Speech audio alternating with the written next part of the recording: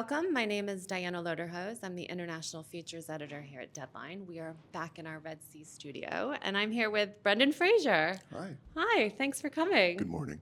Good morning. Good to see you. Good to be here. Let's talk about Brothers. That was the latest film that you were on Okay, sure. that kind of came out a few months ago with Josh Brolin, Peter Dinklage. It was amazing to see you kind of return to comedy. Did you tell us a little bit about that and returning to that genre? Was it kind of great to kind of be back in that world? Especially with those two playing fraternal twins. As odd couple of pairing as they are, you absolutely believe they're siblings. And they behaved the same way, whether there was a camera turning or not, with the bickering and the laughing and the pranks. Great guys. I found myself back doing what I did when I started off in making movies, which is running through sets and smashing into objects and broad comedy. And I think that I had a great time doing it. I have to think about it because it was a minute ago, considering that that was my COVID movie, I guess. Okay, we all kind of right. had some project. And that's where I was. Glenn was fantastic to work with, too. I had fun. So you've got quite a list of films that have sort of been announced that you've been involved in, the Rental Family being one. What can you tell us about that? Rental Family was shot in Tokyo and southern parts of Japan last spring, timed for the burst of cherry blossoms that come through. We worked with an entire local crew and cast. I was the American who has been living in Tokyo for a number of years. He found his early success in a toothpaste commercial. I don't even know if the character was really an actor, but he became a spokesperson, and we meet him 12 years later. And his career trajectory has changed considerably, and he finds himself in company of an agency that rents family members for weddings, funerals, reunions, what have you, to keep the shut-in 45-year-old who still lives with his parents busy in the afternoon playing video games. And our director, Hikari, had taken inspiration from actual agencies that exist that fulfill the much-needed role particularly in Japanese society, that addresses the more personal and familial issues that never really get taken up in life. And the premise was slightly wild, bonkers, charming, and all at once made so much sense when the story takes a turn to finding its way to a little girl's life who needs to get into a school, and she needs her dad to step in, but she doesn't know who her father is. And of course, they fall for one another in a true way, but the kid doesn't really know that this isn't exactly her dad. But we see them charmingly come together as a real family by story's end. And I'm hopeful for it to, I guess, come up again for maybe some pickup shots, or I know it's an editorial now. Hikari was at mine for Thanksgiving this year, and she said she's going to be showing a cut soon to the studio, myself too. I'm excited for it. And I also worked with a very popular, I'll say legendary status actor in Japan, whose name is Akira Imoto, who he's the Japanese Ian McKellen. And I couldn't resist making this film for the opportunity to work there and to also blaze a trail.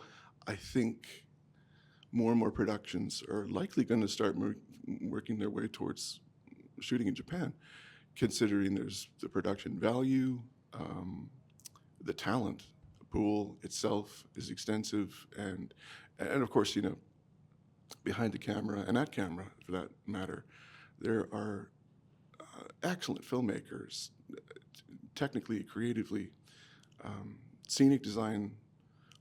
Everything is meticulous. The whole manner of working itself was refreshing and new to me, and it's something that I love about my job when I get to see how and learn from others who have done this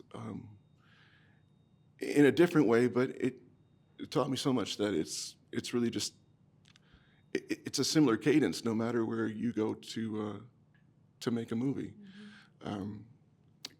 The typical quiet on set, let's settle, action cut, and do it again, no matter what culture or language. And so it's refreshing to be here by the Red Sea at the film festival to see that, no, things are pretty much the same. We all speak the same common vocabulary.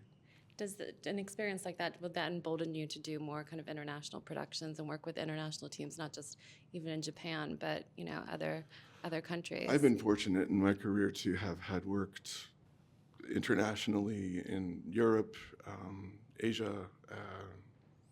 I worked in the UK, I think maybe 4 or 5 times now. Yes, absolutely. Does Canada count as international too? I think so. Why not? Yeah, I think so. So let's talk about another role that you've. I don't actually know what stage you're in, but I know it was announced that you're playing Dwight D. Eisenhower. Yes. For this film Pressure with Studio Canal and Working Title with Andrew Scott in it as well. What can you tell us about that project? Well, first of all, we're done. It's in the can. Okay. We wrapped up about, 30, 40 days ago. I worked with Andrew Scott. Yes, this is the story of the 72 hours prior to the landing at Normandy, when history will remind us that the invasion of Operation Overlord was delayed by a day. It was meant to be June 5th, 1944. But the weather was off, and landing the troops at that time would have been disastrous. So there was one meteorologist who swam upstream to stand his ground and say, pay attention to the weather. We're using science rather than just historical accounts of what happened previous years to predict what's going to happen. Meteorology really wasn't perfect science at the time.